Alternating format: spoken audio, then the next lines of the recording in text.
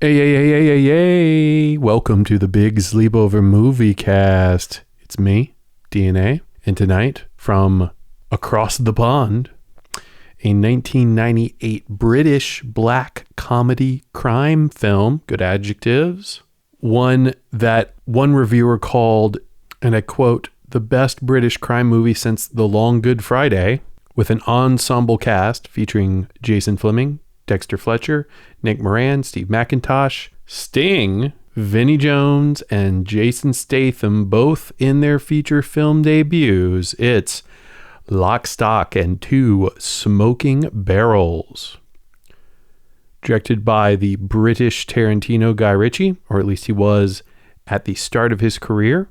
And he's developed a distinct style, borrowing heavy from Tarantino, but with a British slang to it. Now, if you've not watched his first two films, go watch them. They're both good. The next one's Snatch.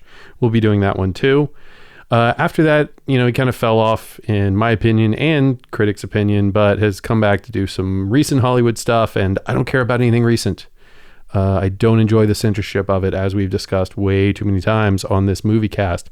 A great thing about this particular movie, and perhaps what I remember most about it, is its soundtrack. Super solid. A mix of rock, pop, Britpop, and reggae. It's a super low budget film. It looks like shit. I have the original Blu-ray. I don't have the director's cut. That's what we'll be watching. I heard there's a 4K release coming sometime, but I haven't seen it out yet. So when that comes out, I'll consider getting it if it has the director's cut on it too. Otherwise, I'm keeping my old Blu-ray with all the grain. Budget of £800,000 or $1.4 million translated. Box office of 28.1, so huge return on the investment. Launched the careers of Vinnie Jones and, even more importantly, former swimmer Jason Statham, and started a genre in and of to itself. So I think Roger Ebert, according to Wikipedia, has a very, very good review. Lock, Stock seems more like an exercise in style than anything else. And so it is. We don't care much about the characters. We realize that the film style stands outside the material and is lathered on top, and that characters are controlled by the demands of the clockwork plot. But it's fun in a slapdash way. It has exuberance, and in a time when movies follow formulas like zombies, it's alive. So Roger Ebert reacting to other movies coming out in the late 90s. Okay, I have the title track pulled up and scrubbed all the way back, and let's dive in to Lock, Stock, and Two Smoking Barrels. Let's start the countdown. 3, 2, 1, go. You should see the logo coming up. The runtime for my track is 1 hour, 47 minutes, and 23 seconds, so you can make sure you're on the right version. Focus features, baby.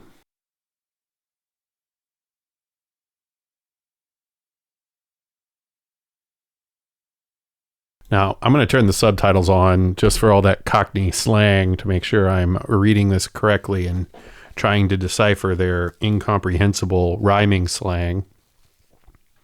Ska. I do love some ska.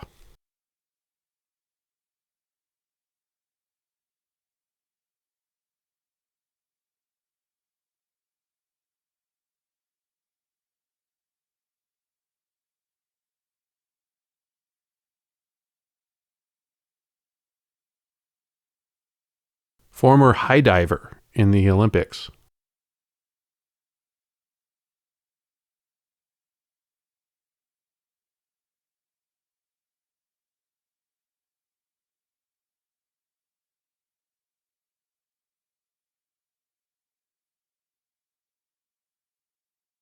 Street hustlers. Why would anyone buy this shit from him, though? Honestly, who are these people? Look at their nice jackets. You got money for that and you're going to buy this shit? And there's the plant. Now, one thing I always wondered about this film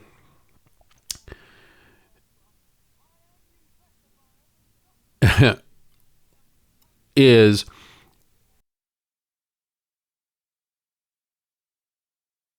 Is this how it was? I guess in the early 90s in Great Britain, because I guess that's the time it would be sort of showing off. It's very much a mob movie in that kind of sense with organized crime. But by the late 90s, in America, we had to move to things like, mob leaders in therapy. Guess which series and movies. And this seems more straight ahead. But there's always this retro vibe that I got from Great Britain, especially from the Brit pop music at the time, and a cool vibe too. It was cool to be British, and I had a British friend who really cleaned house. He was good looking too, but that accent melted the ladies.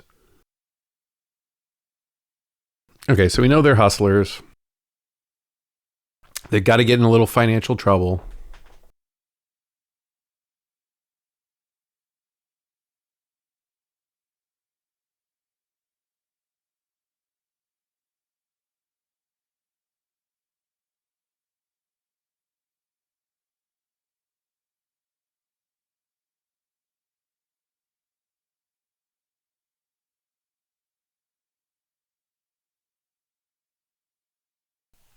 There's that Tarantino-esque dialogue.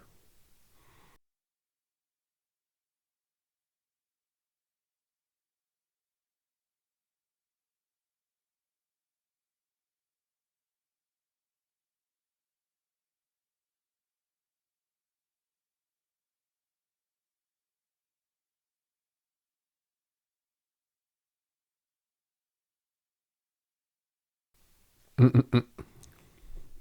That short buzz haircut. That's what I was doing in 98 too. I didn't look as cool though. Maybe I wasn't as gaunt then. I certainly wasn't as old, but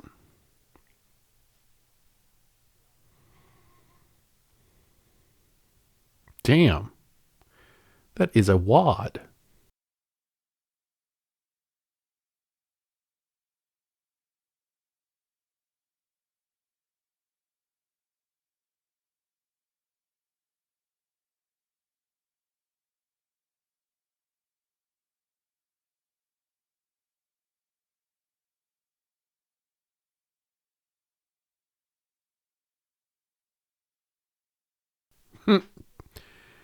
Big stack takes little stack.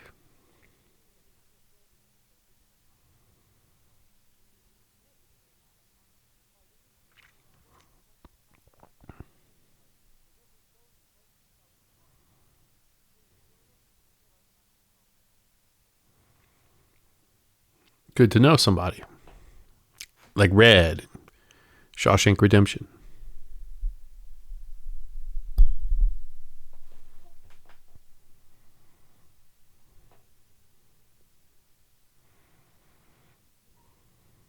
Looks like the chef in Ratatouille? Yeah. Or is it Ratatouille? Ratatouille.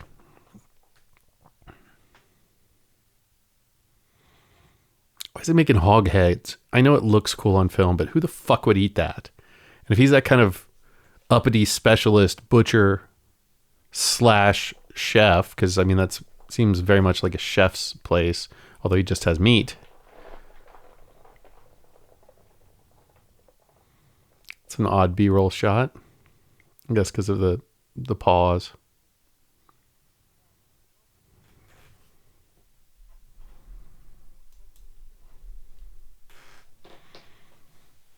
Okay, so they're going all in to YOLO their fucking money. And they're going to do it on a stock bet. Nope, they're going to do it on a card game. They should just buy some stock. 1998, tech stocks about to pop. You invest in what? Microsoft? Or a little thing called Amazon? 10 years later, you're blowing up. 20 years later, you're a god.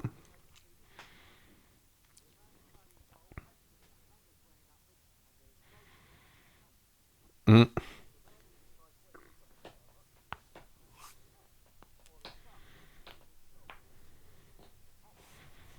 Because he has a hatchet and has used it.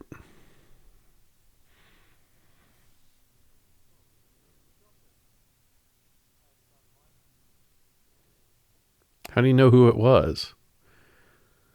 And why does he have so many dildos on his table?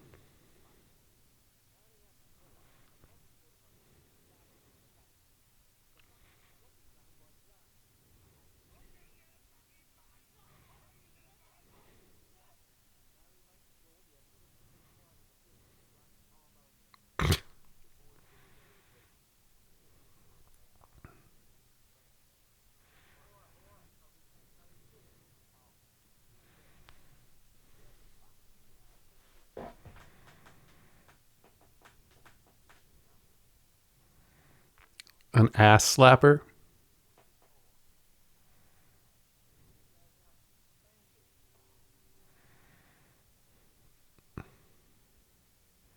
Great shots, though. I'll give him this. The editing is superb for what it's doing, but these creative camera placements, I like the way he's using the pauses and he'll use fast forward. We'll have to watch Snatch after that because all the same is seen in that, but here it's done really well. Great locations. All the tinting gives it a vibe. I get that, but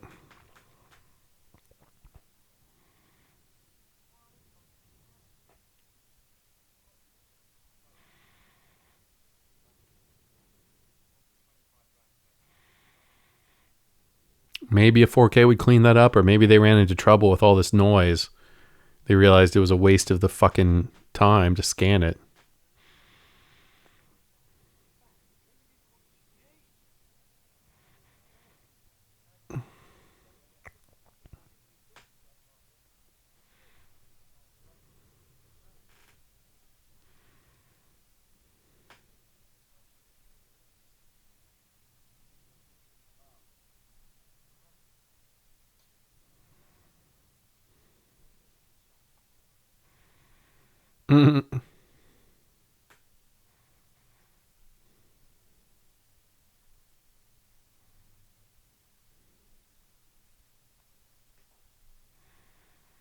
So there's just crime everywhere. And they're kind of in crime, but they're not violent, I guess is the current thing. They're just on the edge. They're betting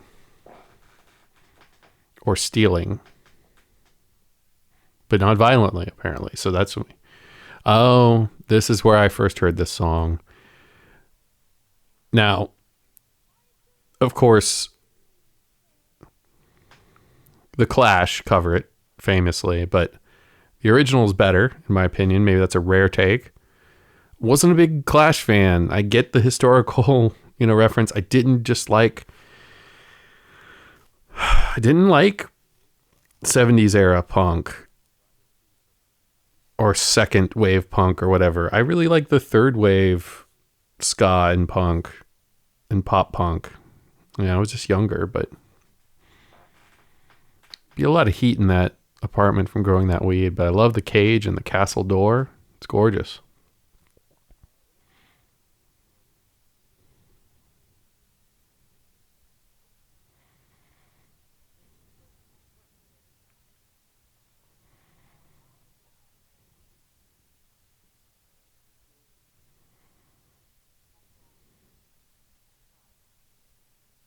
What a great flat, man. Loft, all hardwood, stone, dead quiet in there. You wouldn't hear anything outside.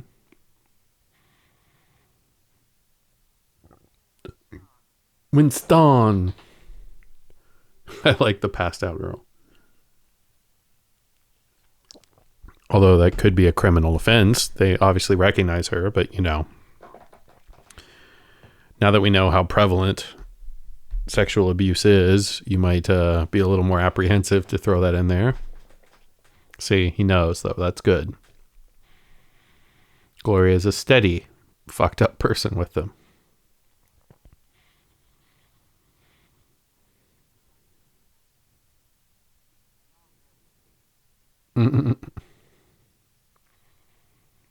the use of first names is either a Guy Ritchie thing or a British thing, but there's an intimacy to it and a directness. When used well, it's great, but it's somehow more confrontational from an American.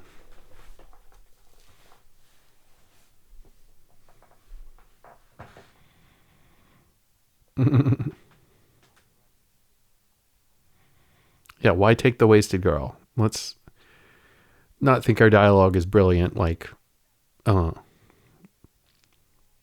get down, jazz music. It's funk, baby. Be the boss. God, I love James Brown, my favorite performer of all time. Not necessarily musician, just performer. That haircut I sported a couple years before. No, in 1998 I was growing it out like that.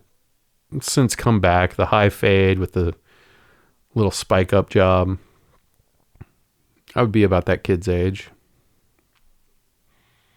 Great shot here with the reflection. Mad credit.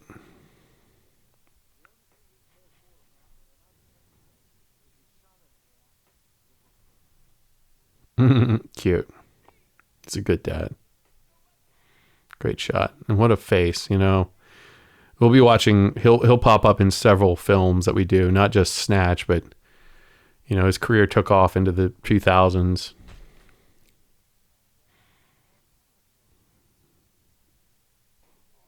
God.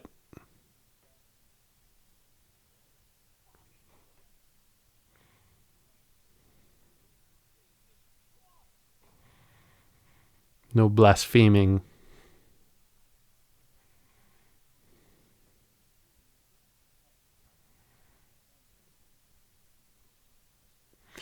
So basically, Harry has a couple of strong arms. He has this guy. I mean, you're introducing a lot of characters. You don't need two heavies, but that's an interesting choice here, but it complicates the plot. You have, you know, the big thick guy, and now you have Bullet Tooth Tony here.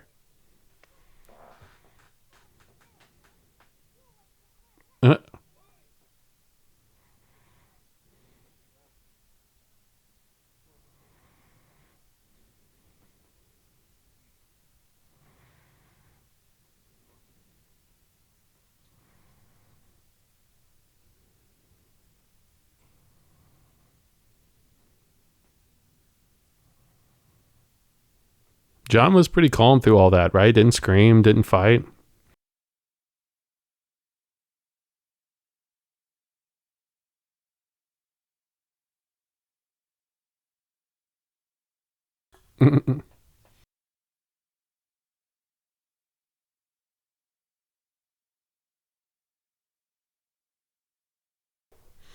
Sting! Are you edging under the table? I'm always 3 seconds from orgasm.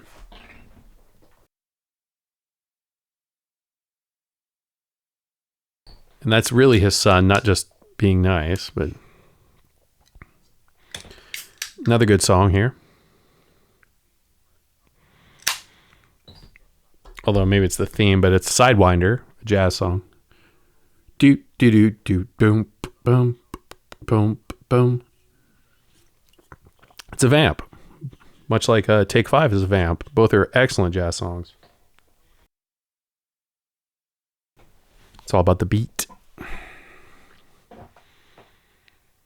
Okay, so important to know that aside from the card game, he's also interested in classic guns.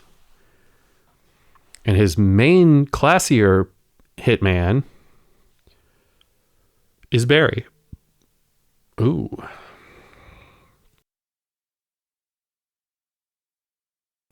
Now, I like a little more ass from my stripper, but I'm American and from the South. Not saying a nice toned, muscular, performative dancer isn't probably the better thing. I don't really enjoy strippers, but if I'm going to see an ass, I want a fucking ass, okay? I'm, you know, the rap influence in me is strong, as it is for all my generation. So, I want to see some Cardi B level, Megan Thee Stallion level ass in this bitch.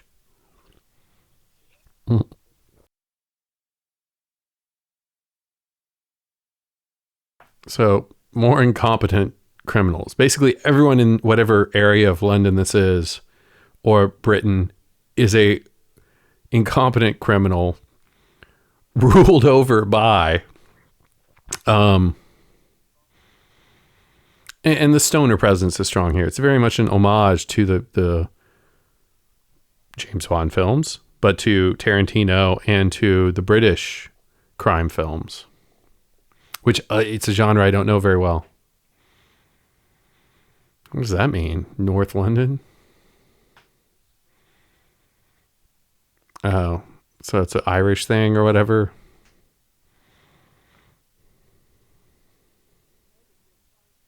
I like that the stripper was old, and not to be ageist, but just older than we would expect for a person playing a stripper in a movie.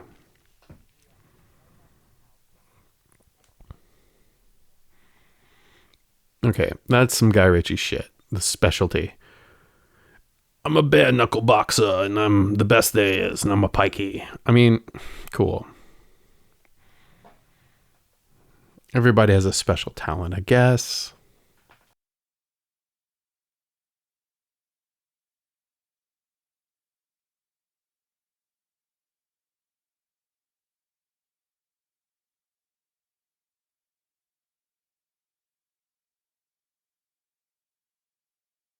Samoan Joes.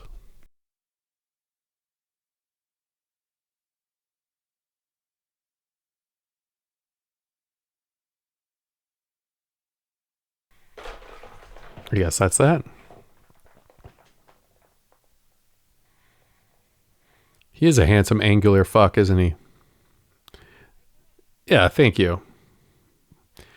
Hyperbolic, though, is good for film.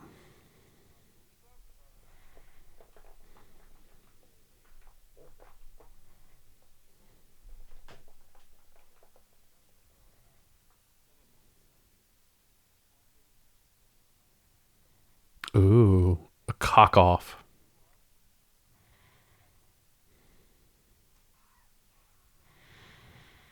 Oh, that's a random cut, isn't it? Nobody gonna help him? Not in this neighborhood.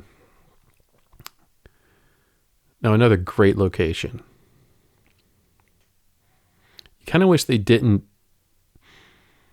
add this sepia fucking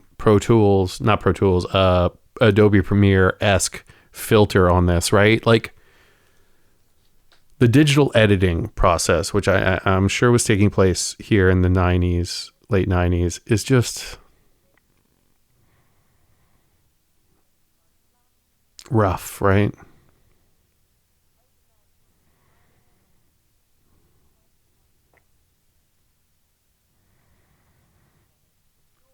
Everyone's a tough bitch in this fucking thing. Fuck you, fellas. I mean, all right,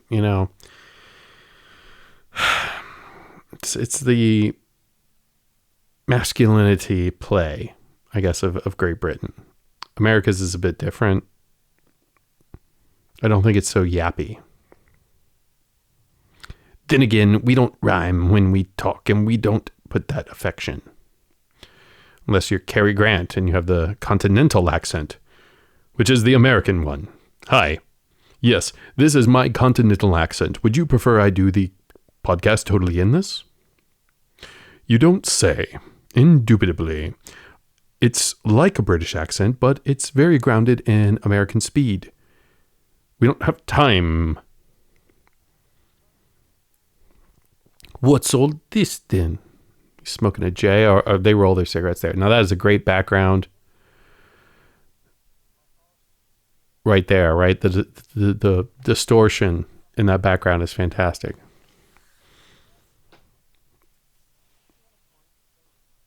They don't have fucking beer? And he asked for a cocktail. Samoan Beachcomber fucking Joe's or whatever is not Samoan. It's a American thing.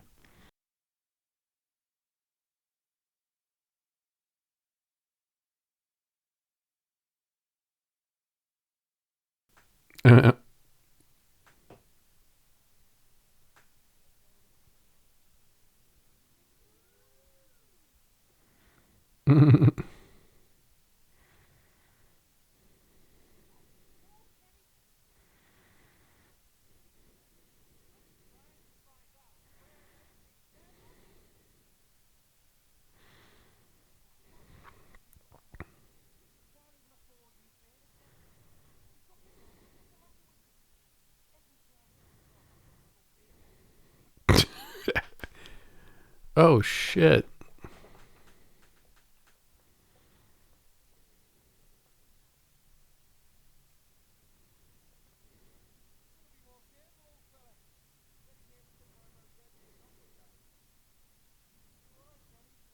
Nope.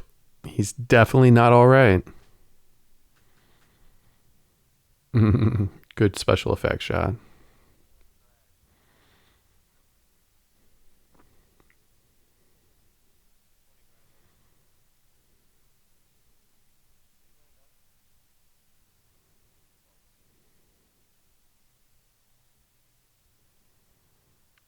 $30,000 blind. Can you do it? Is that how that works? It's cheating. So an important note here.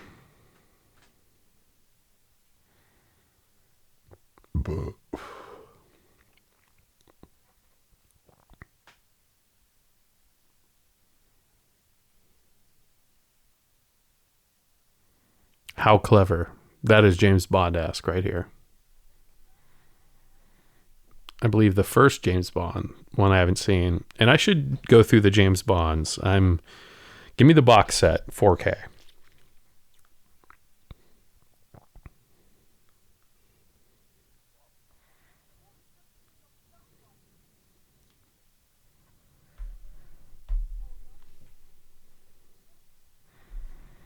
What do you mean C?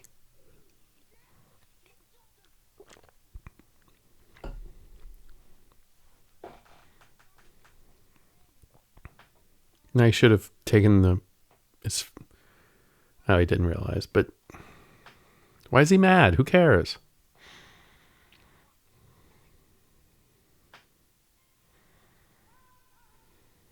Good song.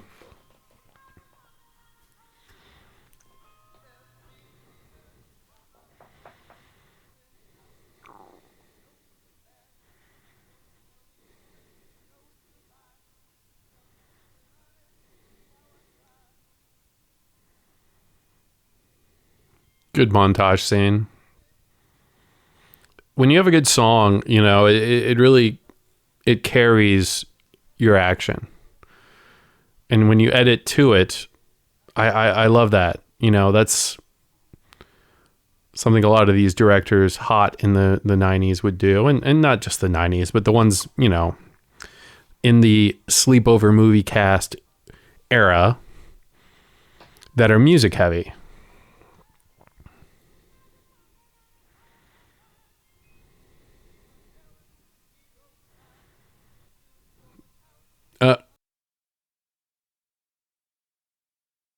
And if you're watching closely, you can see he fucking lost. But very solid scene. Is that how mad you'd be? I mean, I think you'd be more devastated.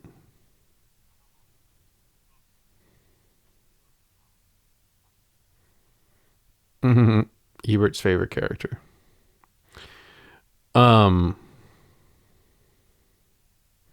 So we have a moment of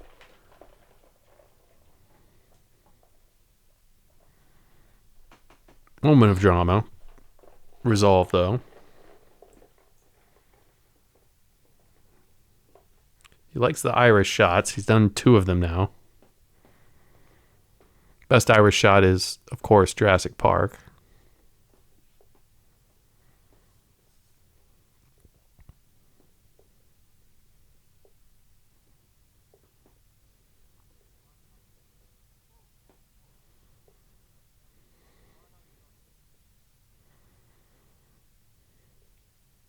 Uh,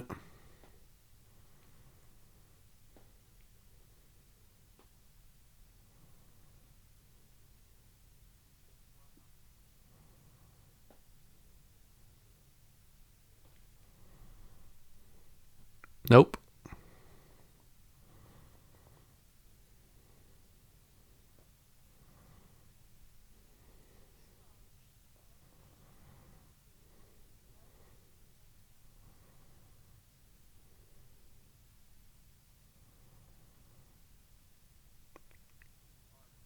I don't know why you would take that up, dude. Just fold, bro.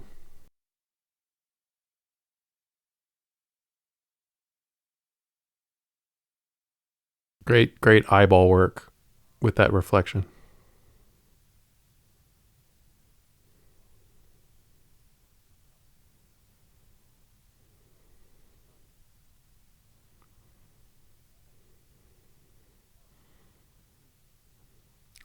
Why is that gonna? Why is that going to convince him?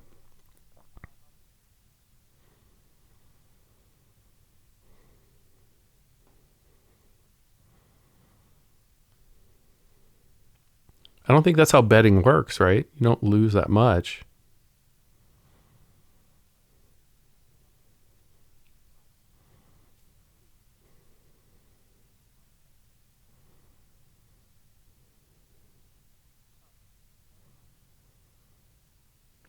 Now, by the way, I know a girl who looks just like it.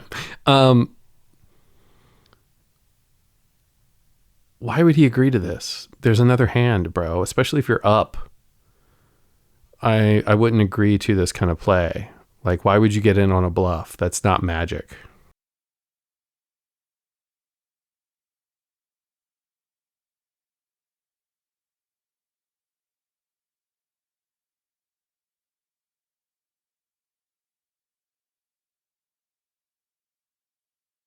Two pair, lower than his two pair.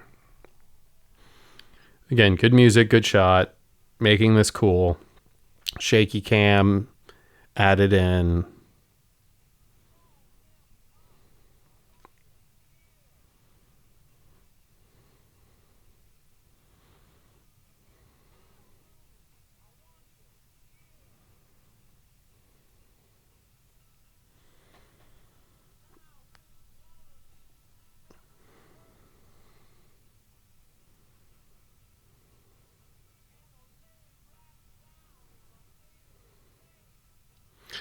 And the ticking time bomb has been set.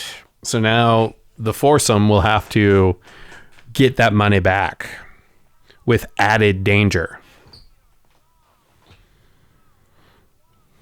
Guy Christie does throw in time loops in his film, which I think he does pretty well too. Now he retched, but nothing came out. You should have thrown up a little soup there. Split pea.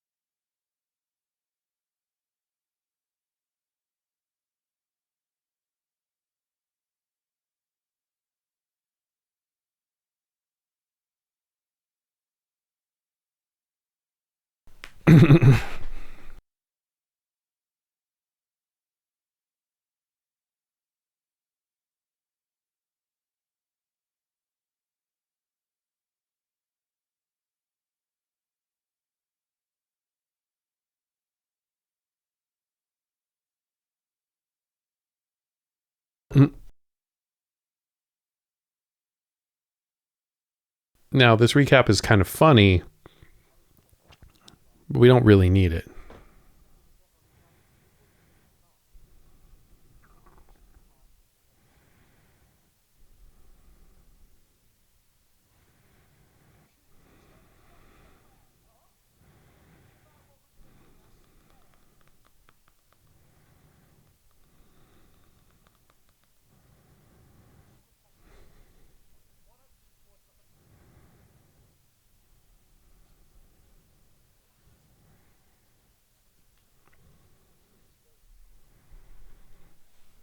Why is he? We're gonna explain the dildos.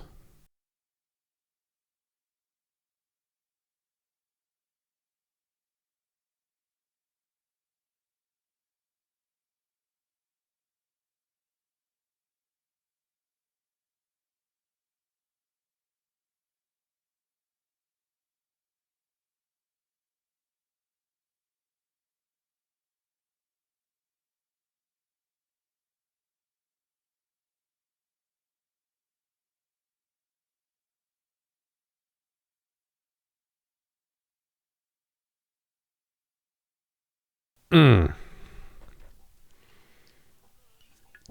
The classic soundtrack is perfect. You know, many of us by the end of the '90s, coming of age, were definitely looking back thanks to things like Napster and MP3s. You could actually hear the quality.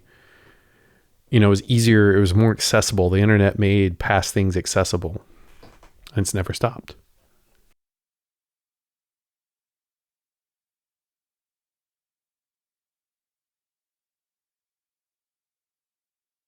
Is that a solid swing, though?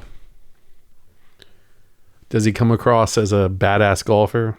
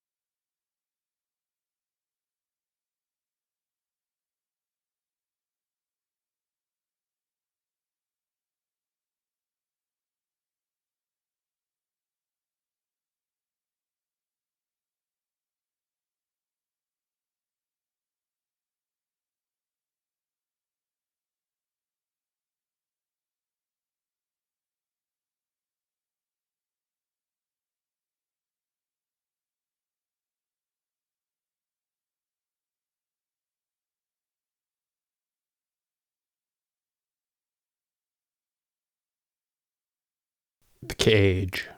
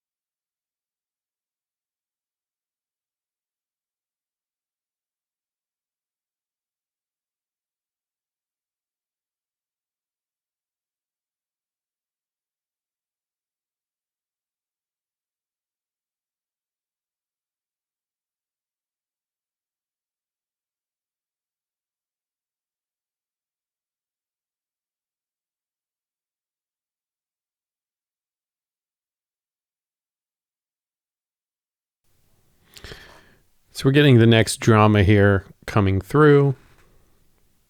Wow. Well, it was the '90s.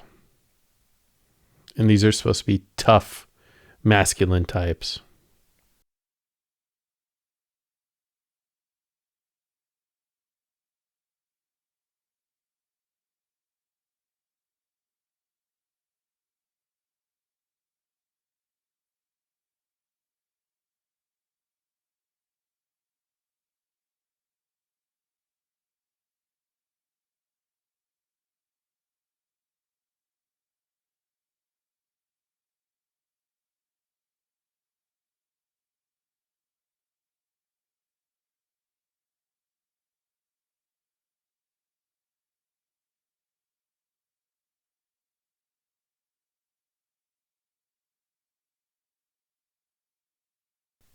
tickle ass.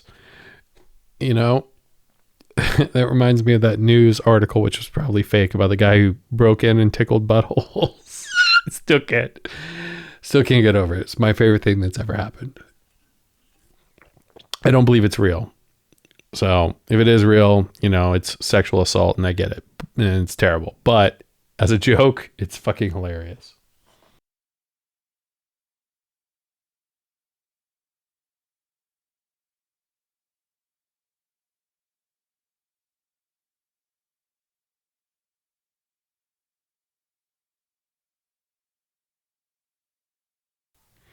Peaches from a can.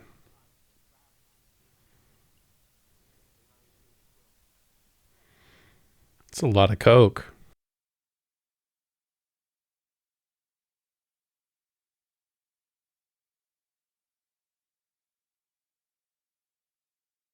Such great doors. All of these locations. Great chairs. When you're a kind of up and coming film student and you know these other artists and such, you get to do these things. And then it gets harder when you're famous because everybody wants a cut.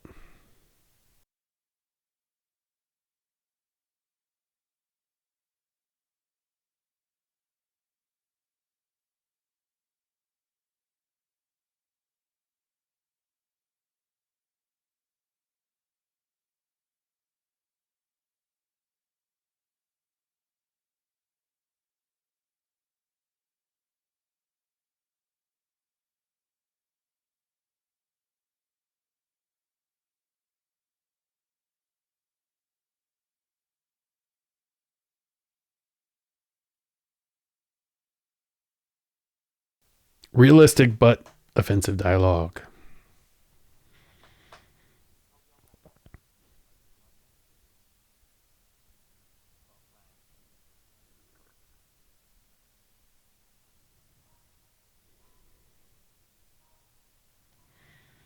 Okay, so it is just a sex shop that he runs. I don't know if I'd have all the dildos on my table, but it's funny.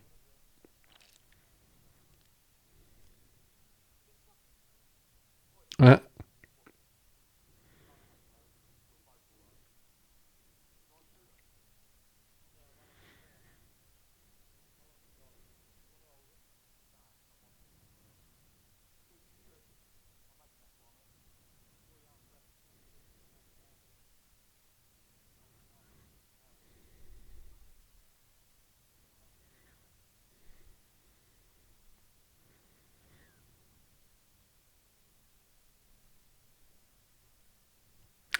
so now you know the second plot here as we go into Act 2. Or this is Act 2 is the setup. Act 3 then, as we go into it. Well, it's Act 2. It's definitely Act 2. Not only by the time of the film, but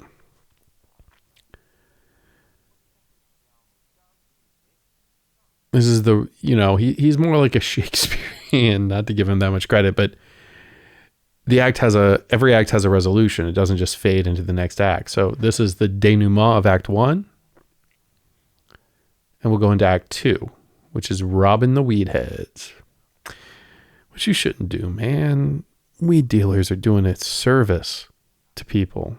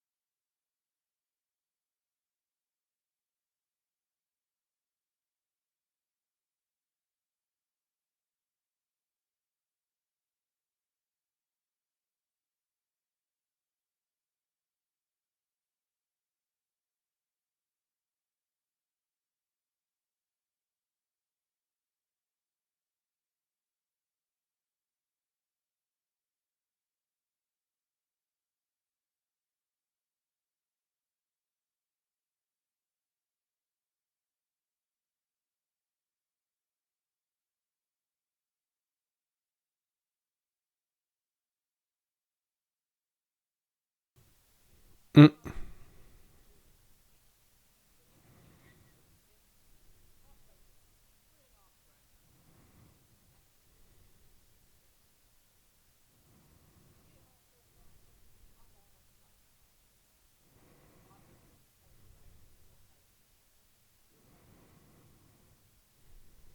He drained that drink in one shot there.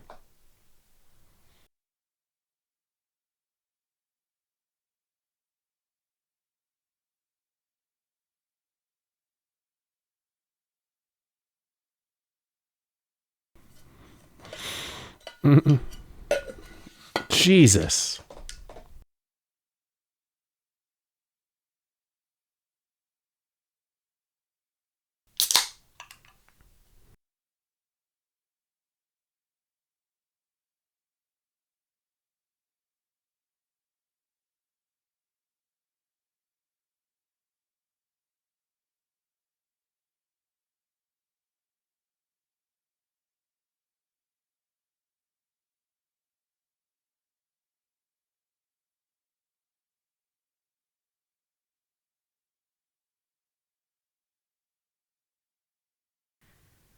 Mm-mm. Claret.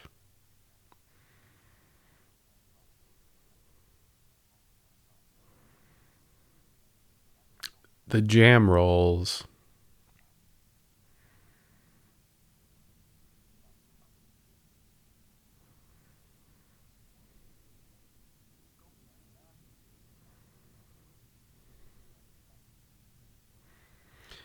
Yeah, alcohol doesn't do that. It wouldn't do that. Look at that fake head they had to put on to protect him. But there's your retro action loop covered. Dangling thread tightened.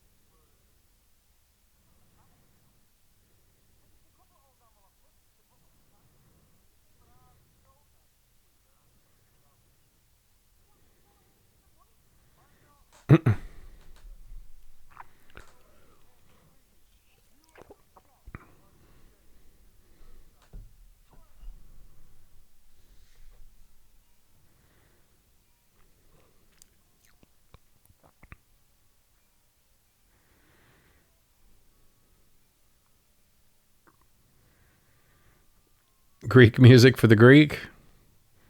Doesn't particularly look Greek, by the way. Zorba the Greek is a great, if not tragic, movie.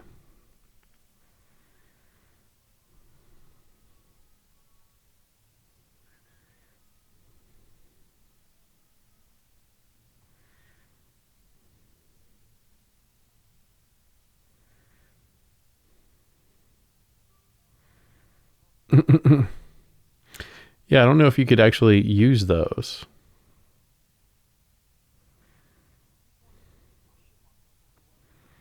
I guess they fire, but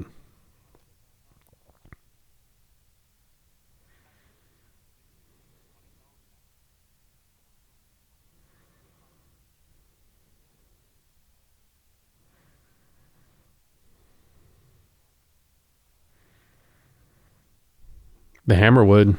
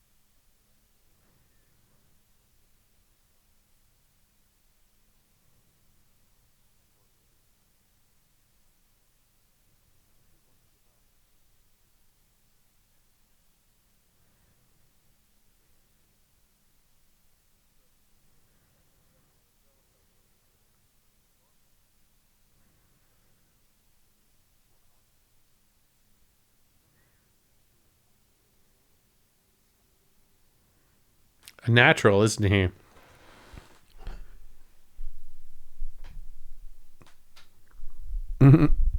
Good roll for Sting here.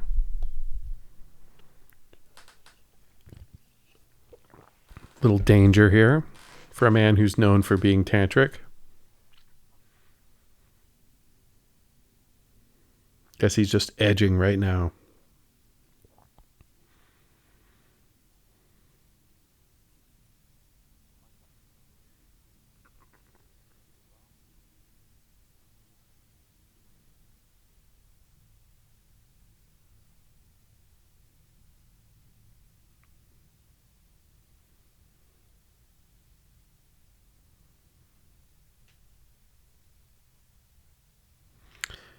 Having 3 mics wouldn't help you at all here.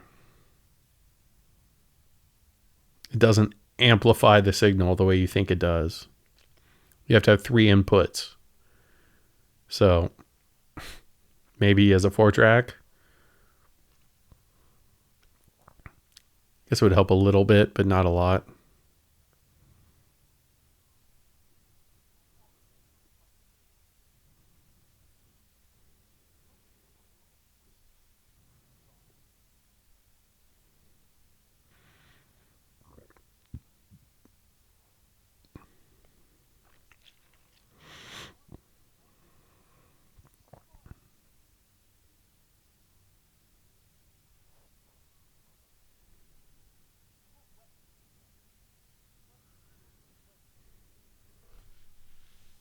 Why is it up to soap?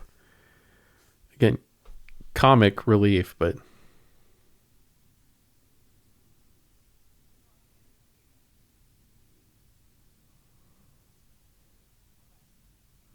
I guess he is a butcher.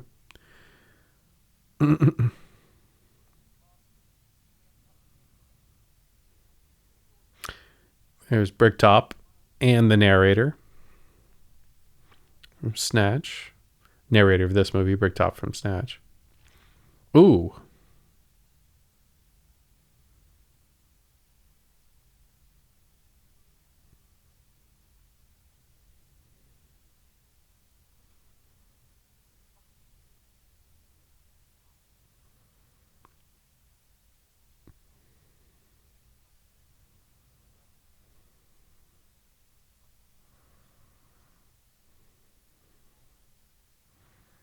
Saw him off, baby.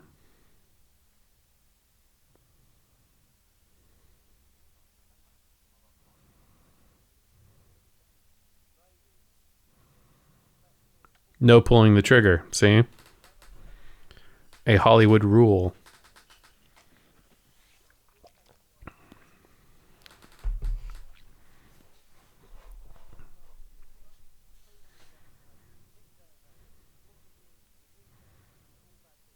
The swirling storylines here.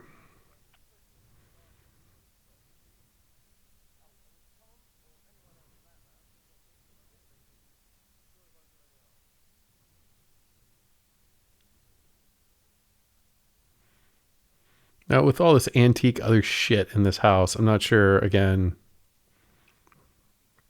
how they live, but okay. It's either a grinder, a pasta maker, this cowhide chair.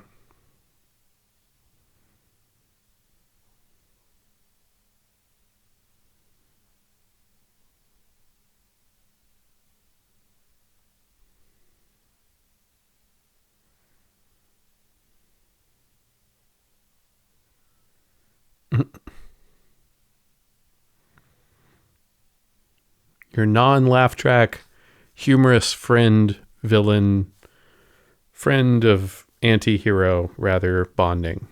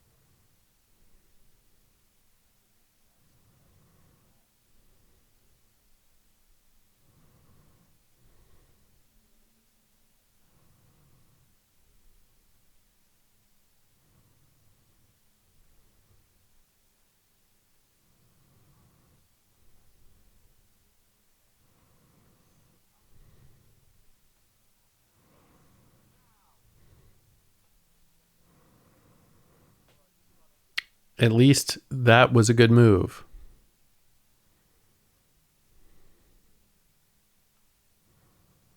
There's a little sawed off.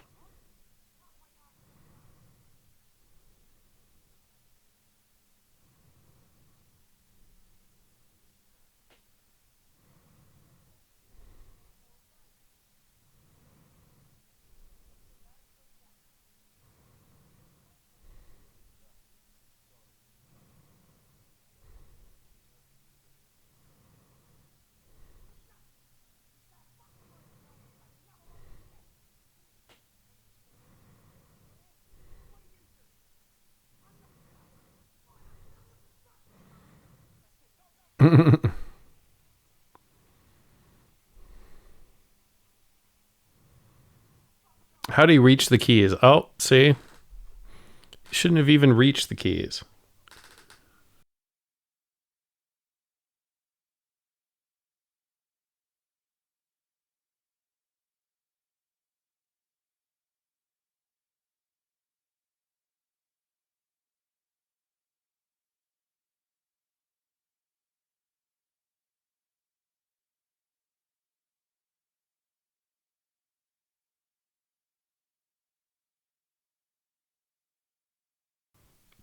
Good dialogue, good scene there.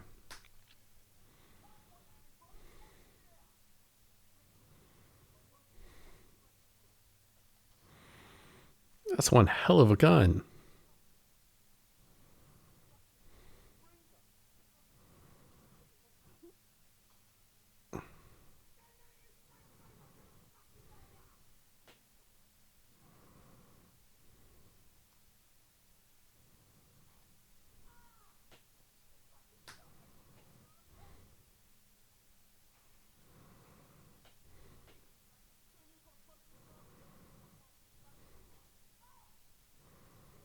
Smokeless.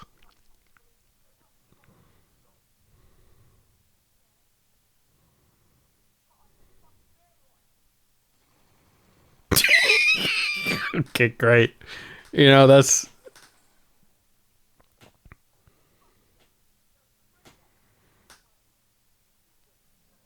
I mean, I think the cops would hear this even through those walls.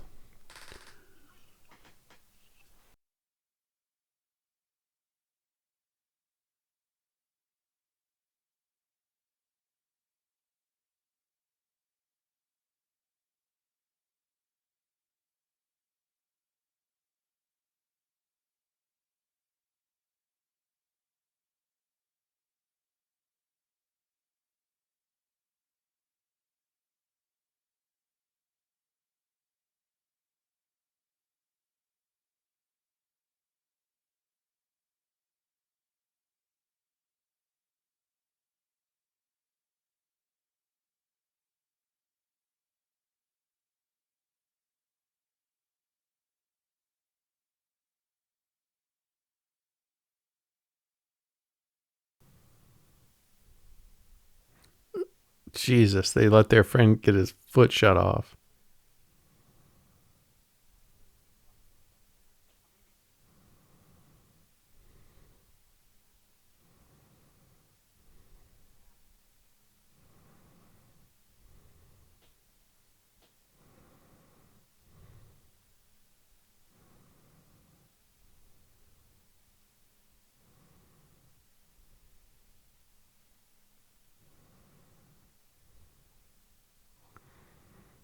I mean, that's a hell of a thing to do, to blow someone's foot off and be cavalier about it. I don't know why you would trust that they wouldn't kill you. Yeah, exactly. I mean,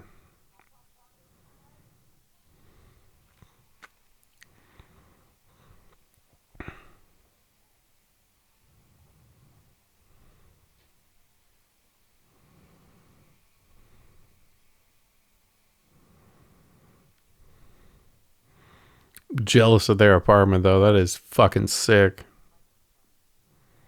Except for all those rugs, man. All the dust. God, it must stink in there. Now, I know the climate's different in the UK.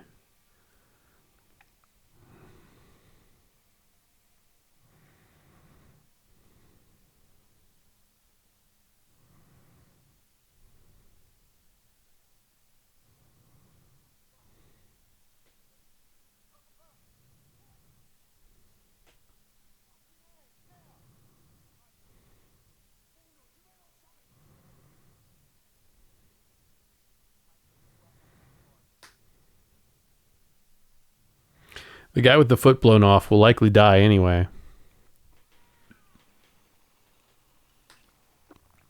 For sure the cops are coming now.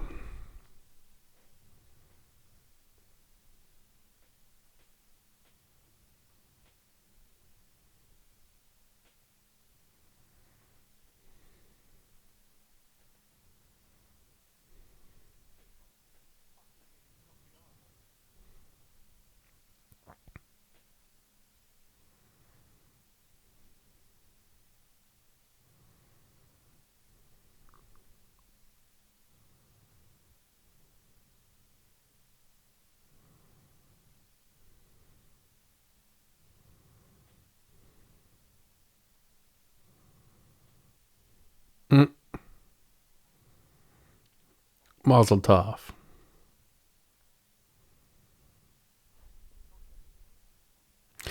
Great act here. Great climax.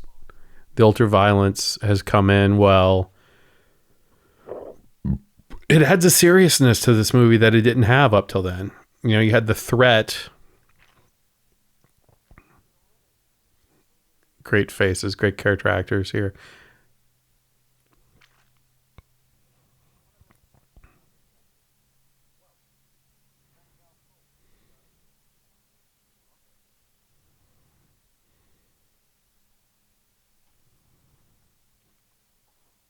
How do you know that would work?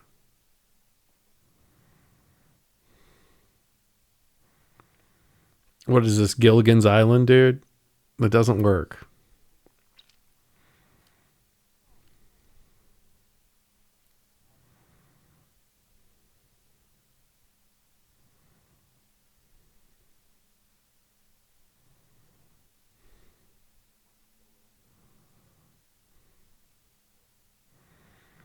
There you go, girl. Come on. Guy on the couch.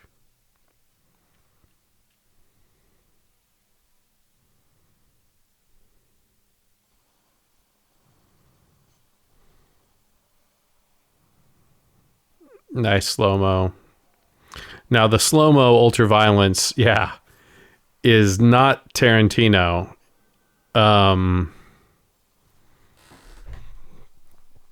Predates him, and it was the films he grew up with.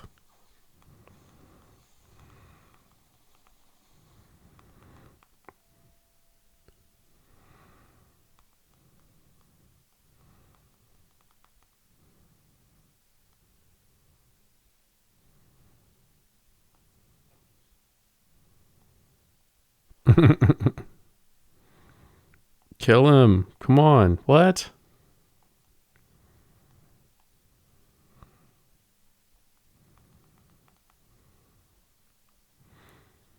Peckinpah is the name I was searching for. Peckinpah is the one who started that level of, yeah, slow motion shootouts. But this was well done. And again, the sets are beautiful. The acting is good as far as I can tell. I mean, again, I'm not British, so I don't understand how real it is. But it creates an image for me as a foreigner to this that reads well. British people always have very well tailored clothing. Seems to be a thing. Maybe because none of them are fat and they can just buy off the rack. They're all tiny though, too. These are tiny people. Except for Statham. And Bullet Tooth, of course. But that's a Hollywood thing, right? You want the tiny person they fit in frame.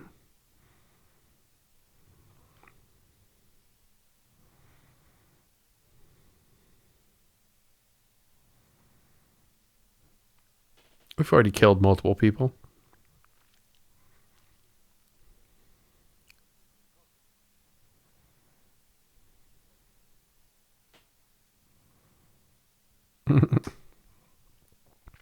So now we have Act 4, or Act 2, Scene 4. The important part where our heroes come back.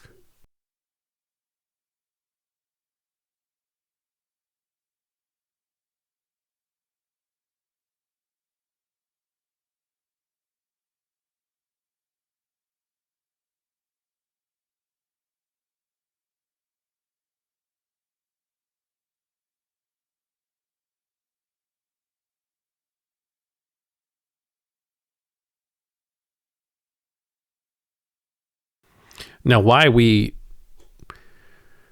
empathize with this crew as the actual crew, I don't know. I mean, they got involved in this shit. And now they're figuring it out.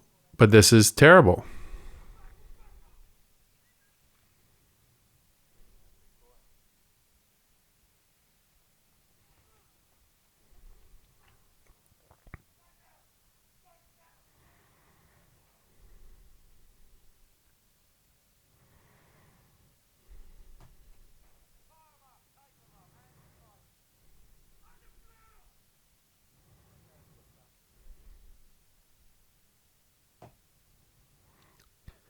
I mean, people just died today. So I think you could, if you knew it, you could just keep killing. But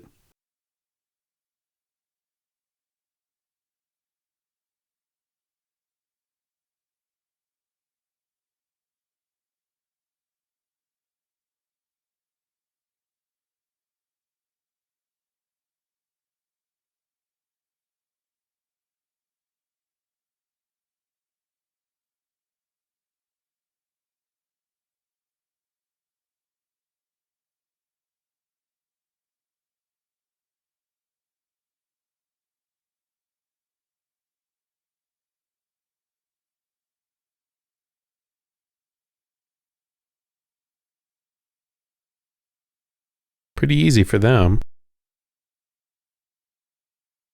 I guess because they stalked it and they knew where they would be, but still.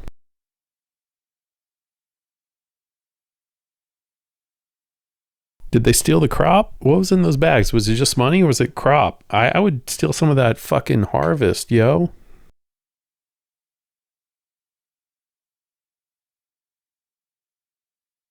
There we go.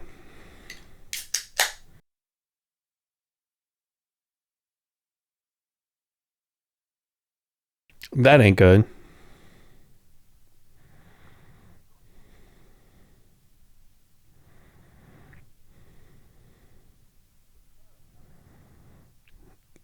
This word claret for blood.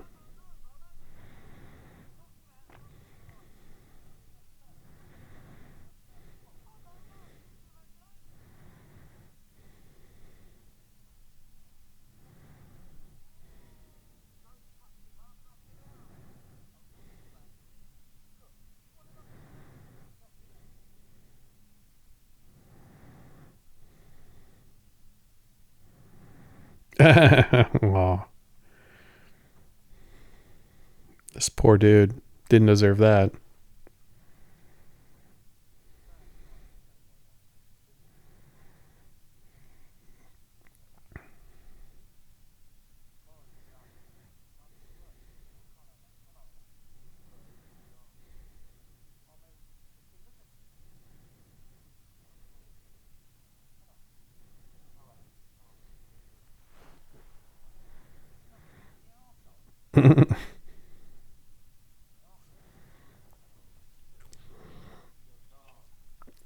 Well done. Cobblestones.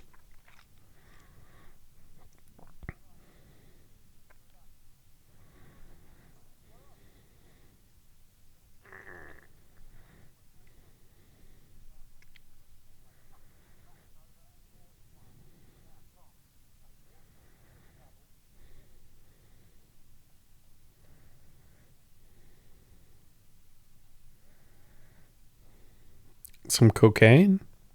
confused on that part.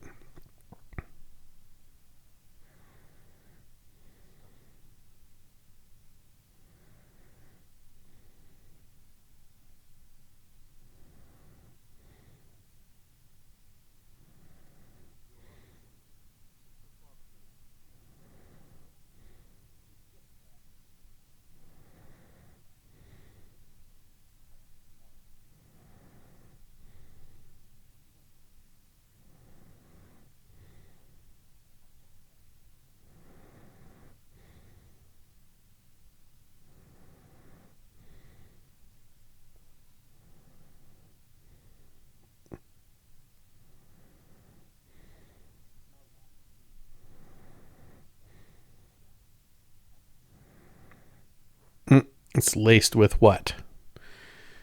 PCP, or now the magic drug fentanyl?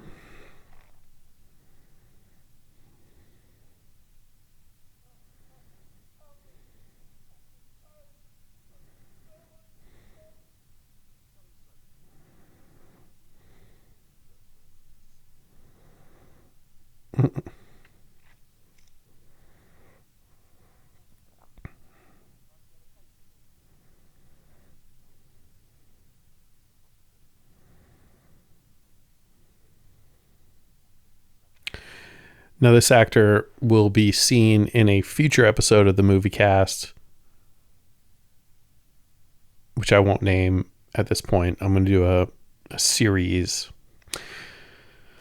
but it's a good one. And now I'm caught up with the editing. Like, this is the best part of the film, this act. It's a slow burn up to that point, but now you're warmed up. Now, again, why do we like these guys? Because they're the younger? Because they're the first introduced? I don't necessarily like them more than I like any of the other shit criminals around here. I like his Bob Marley joint, and I would be smoking it too.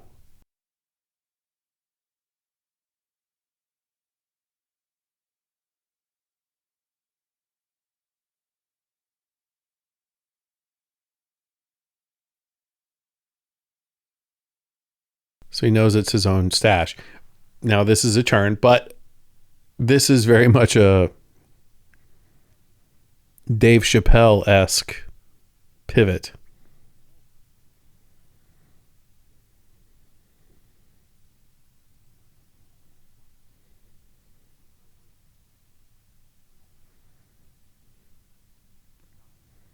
Yeah, you should have put a hitman with them, bro.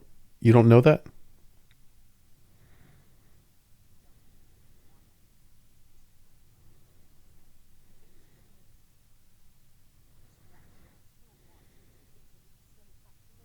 White shite. I'm surprised that hasn't caught on in recent times. I still prefer to be addressed as a cracker.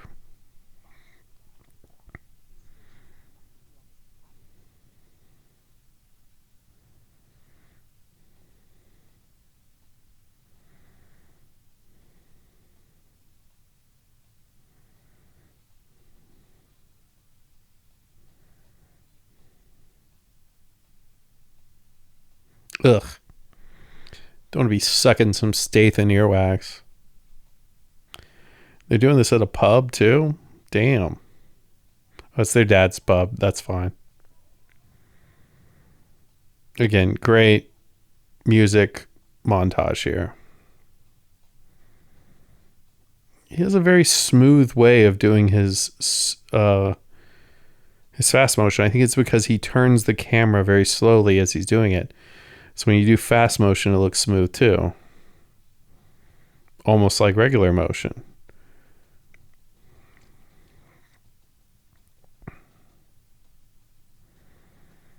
Not even quite sure what happened there, to be honest. But damn, well done. Olympic athlete flexing a little.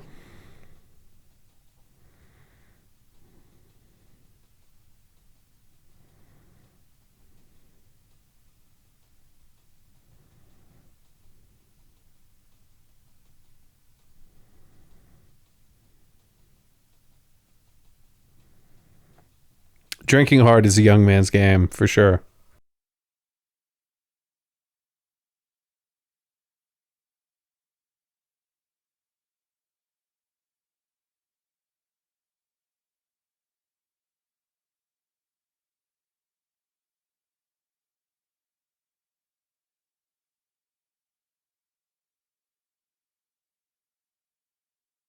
Yep.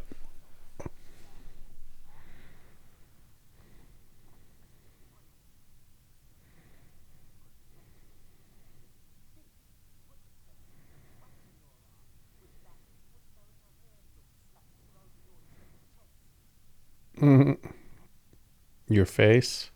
Is Chevy Chase a face? Face card for life? I doubt it.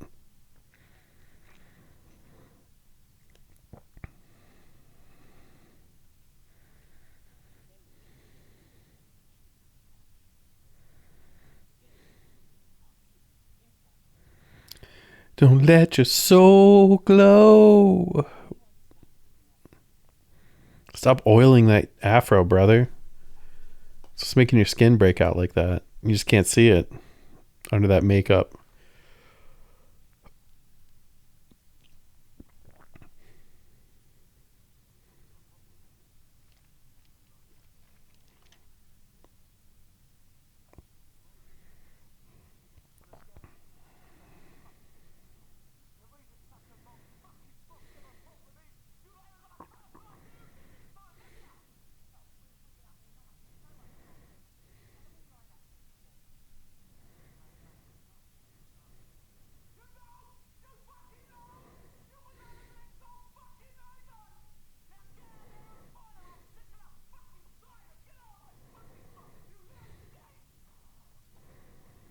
Uh,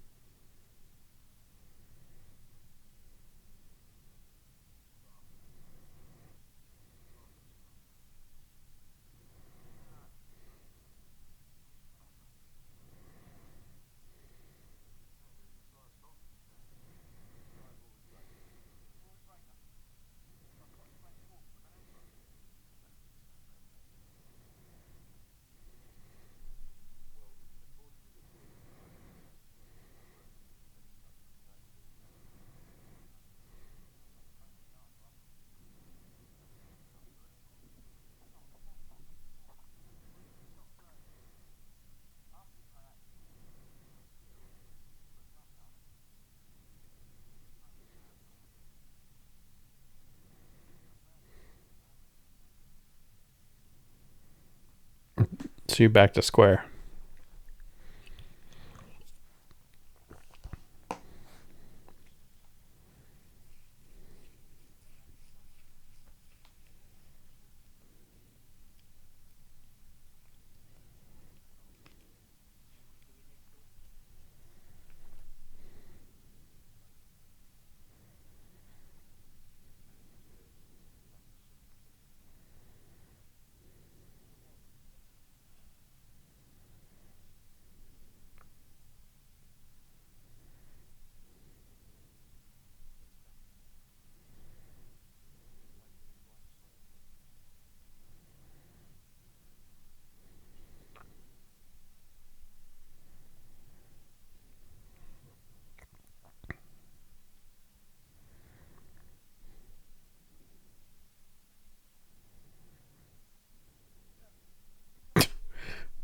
What a fucking phone. So here you can see where this digital composite scene they created, lowering the resolution of both shots terribly.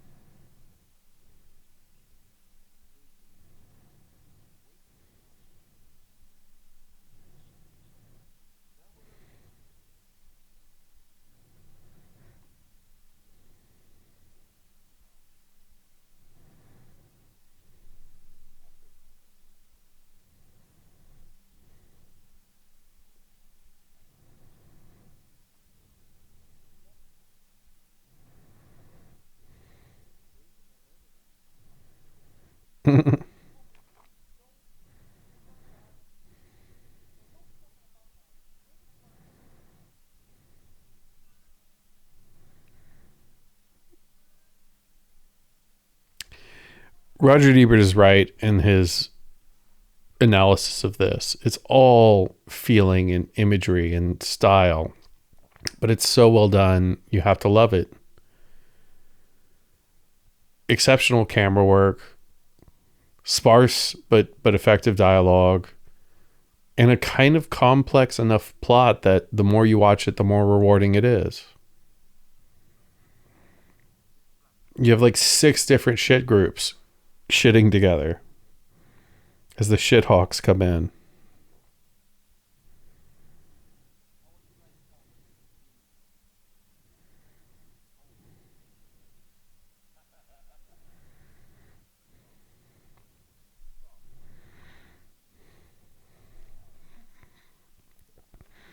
So you have our guys just making, off-color jokes.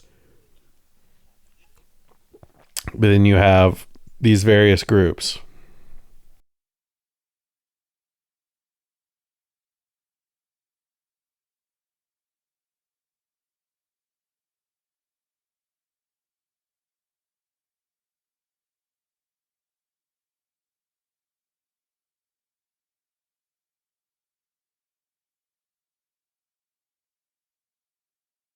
And they all know to meet at the apartment.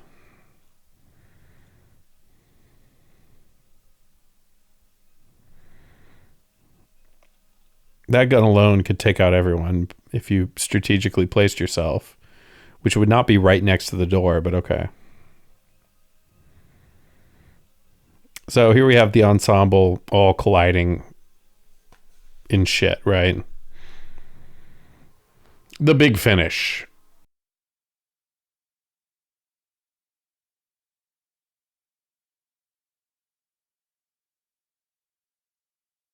Act 3, Scene 3, right?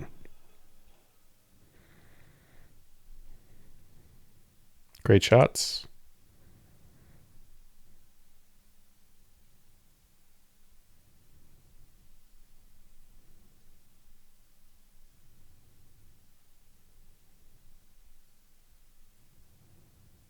Stay down.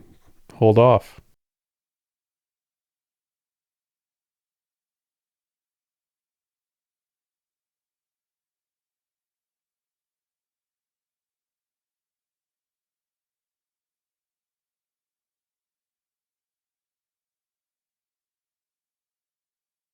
Jesus.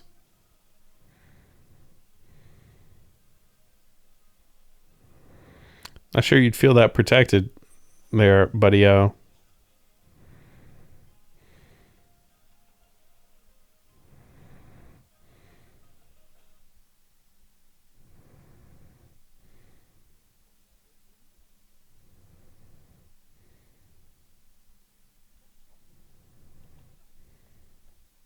Headbutt artist.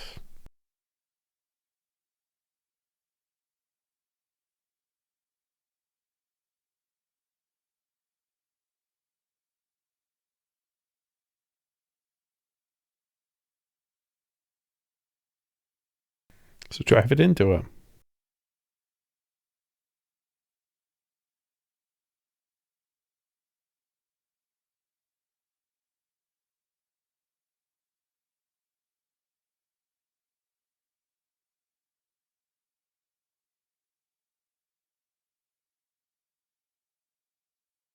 How's he supposed to do both? Dad?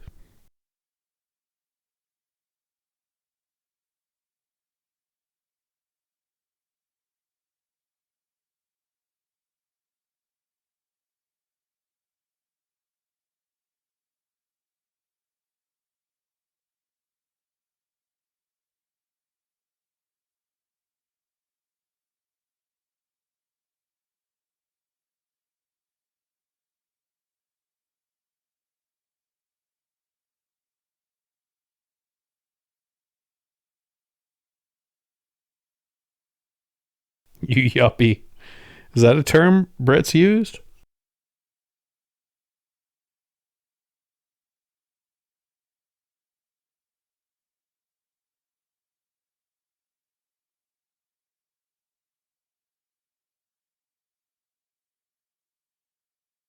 All the black people died?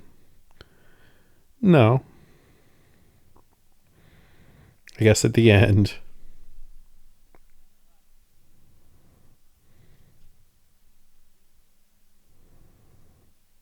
Oops.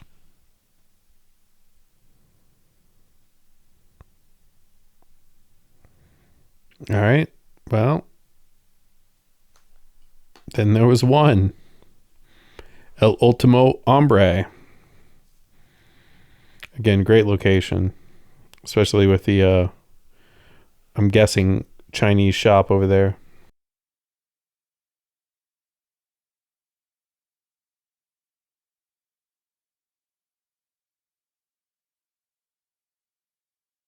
And by being slackers, they have won out in the end.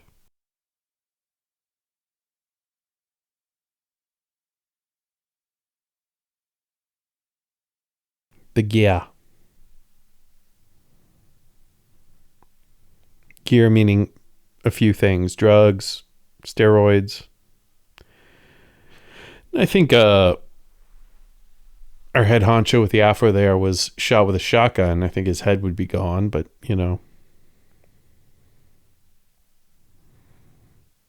maybe not enter the scene.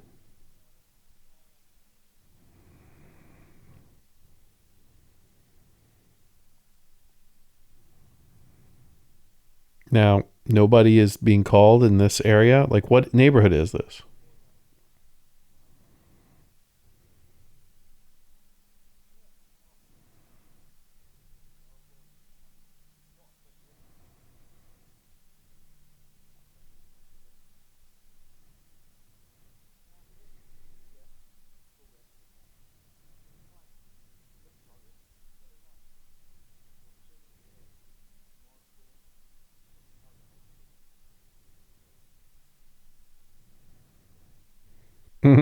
Move the dildo. This must be such a shite place that you can get away with all of that.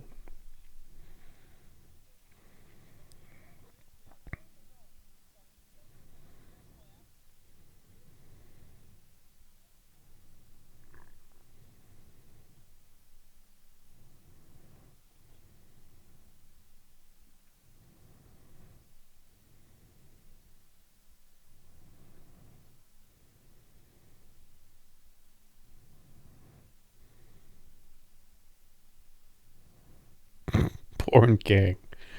Nice.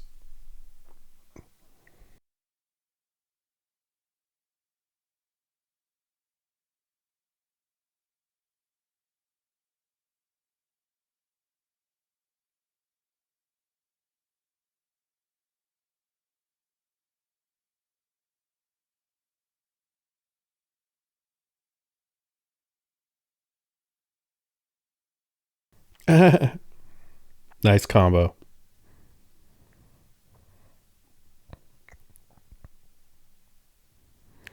Now, why would they let his these guys in?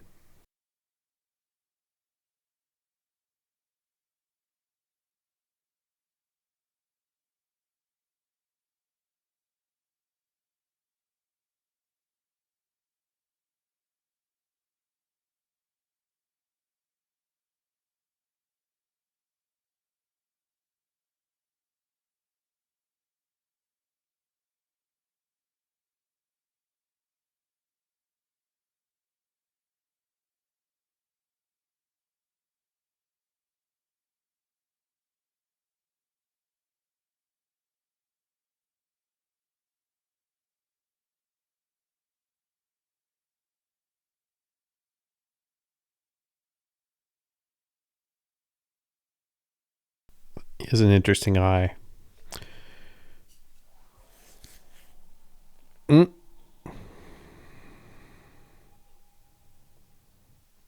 walk away.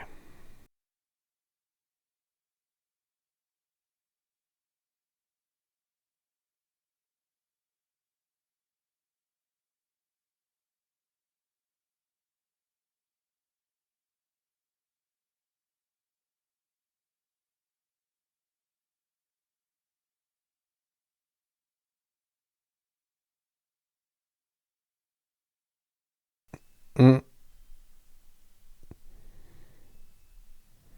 Now, why he didn't get up sooner is a mystery. But it's a perfect Shakespearean end.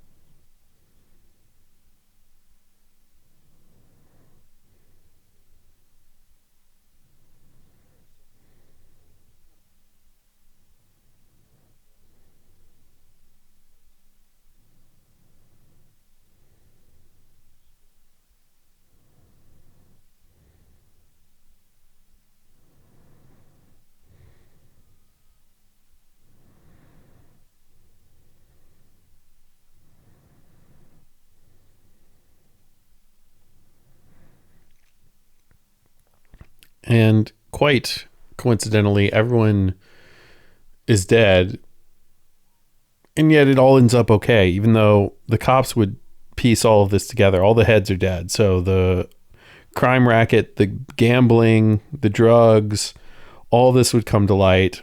They were murdered in their apartment. There's no escaping that. So they'd be fucked in the long run, or not even long run, medium run. And that is something typical of this and of Snatch, if I recall correctly, is a distinct lack of cops.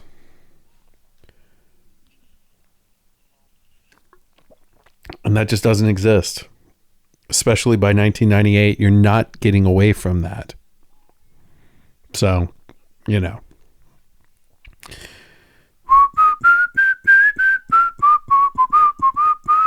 Yeah.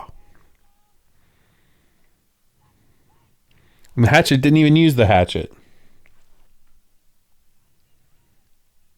You can see Barry breathing. You can see him breathing.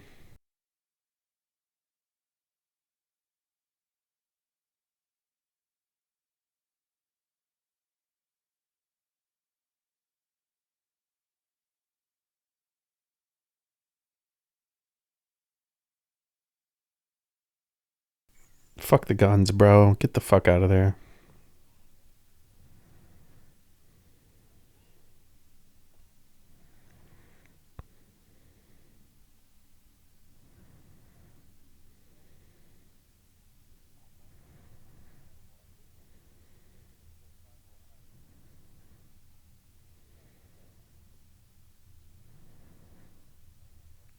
But what about his capos, man? There's always a second in command. You're never off, dude.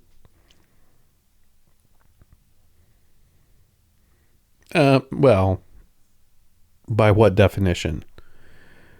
And like we've already explored,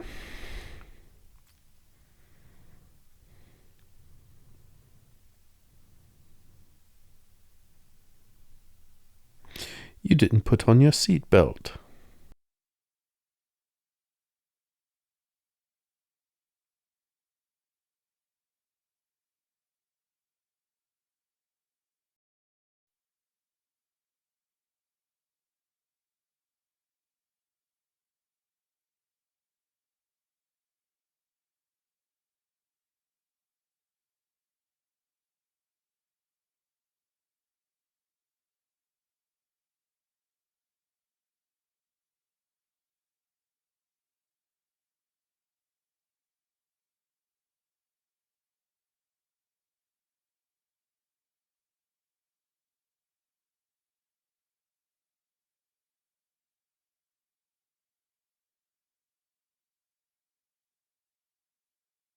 Mm-mm.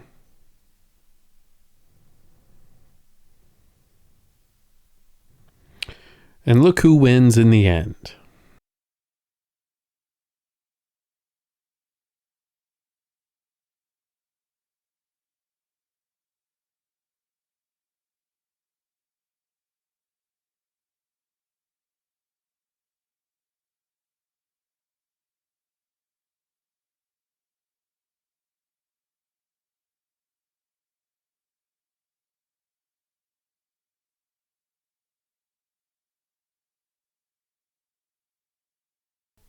Okay, there we go.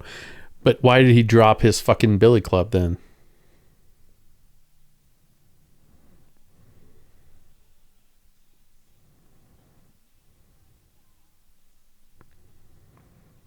And he gets off scot-free, even though he has wounds.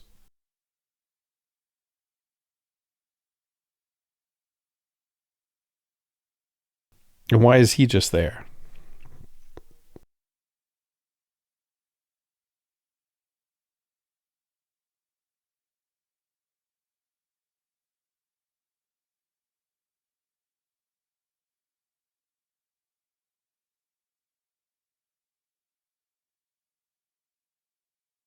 That left hand position always interesting to see, because you think the person coming in is in charge, but now we got to reverse it. The driver's always in charge, right?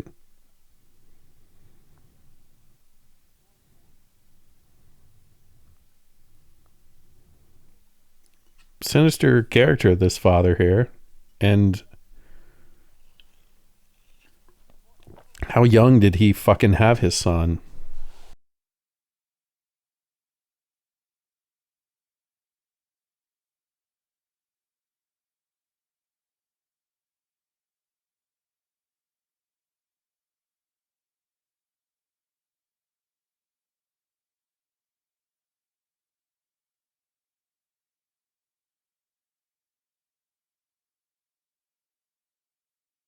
More classic hard Cockney Guy Ritchie dialogue.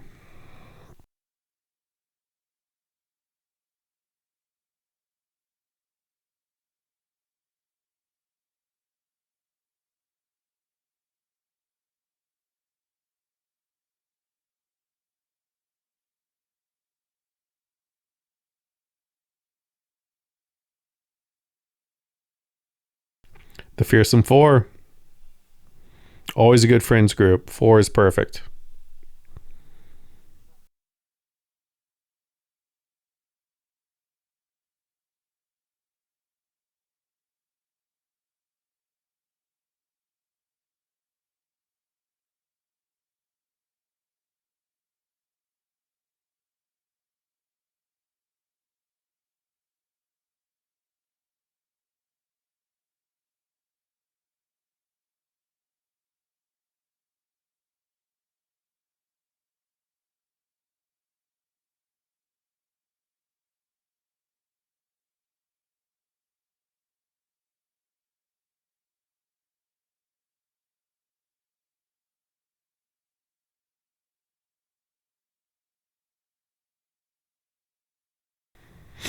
You already lost 500 grand because of stupid decisions. Why are you sitting in the car when you get in a wreck? I guess, it was a tight window. Perfect, coincidence of.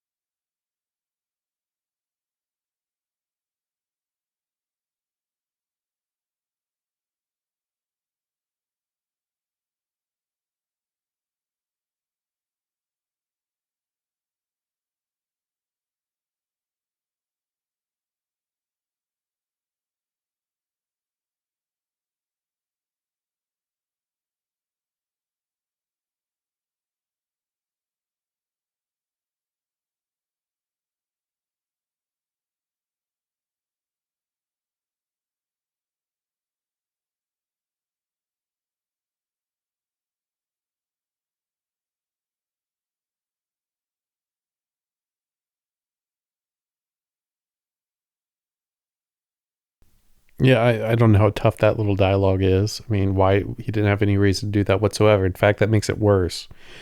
But it does make it seem like Sting is an OG, as they say, and perhaps that's true. It's been emotional. Good way to part.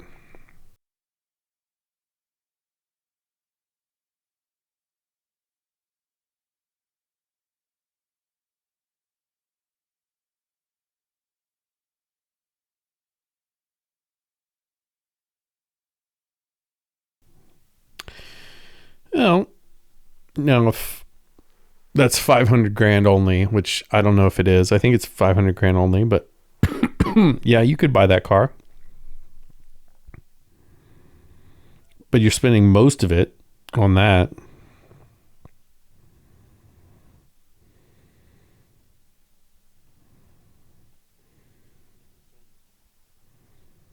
Uh, so it was a dick move. Love it.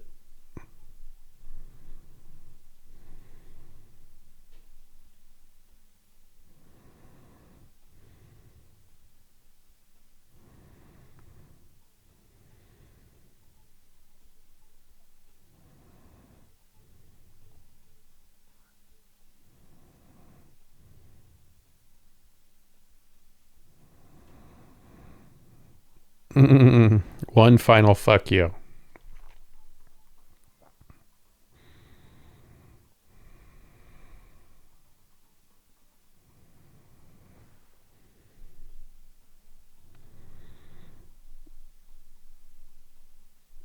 And what was that? $240 million. I don't think guns are worth that much. Pounds, whatever. So if I could read that correctly, it was a bit blurry. Oh, okay. 300,000. So 300,000 is 3 times their investment, which is pretty good. Mm-hmm.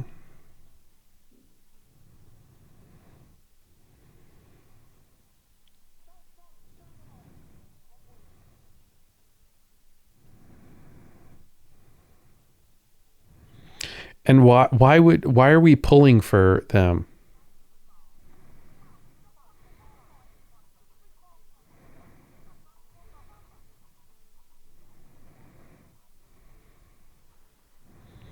Of course he's going to drop that.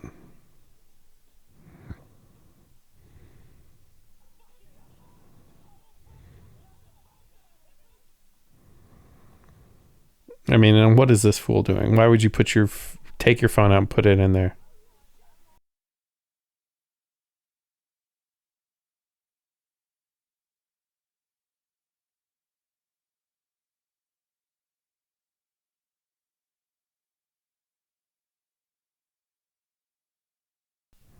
Why would you do that?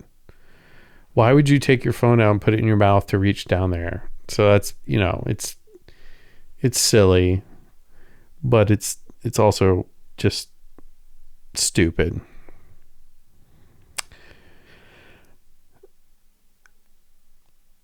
Good song. Well, you know, what a great first major film to be known for. I know that this is Richie's second film, I guess technically, but hell, what a fucking sophomore effort. It's just, you establish a mood, you establish a Richie verse that you can always come back, and you have this kind of pull, Sting. Your producers there probably stitched you in, but you got good performances out of everyone. We called out some stupid writing moments, like, it's out of character, but it fits the overall narrative. Again, go back to the review left by Ebert. It's a good film, and is it a great film? I don't even know yet. I haven't seen it that many times. This is I'm probably like my fifth watch of this. So we'll hold back on that regard. Let's watch a Snatch, after this to compare. Anyway, I do love the music, and thank you guys for hanging in there and watching this. Have a good night.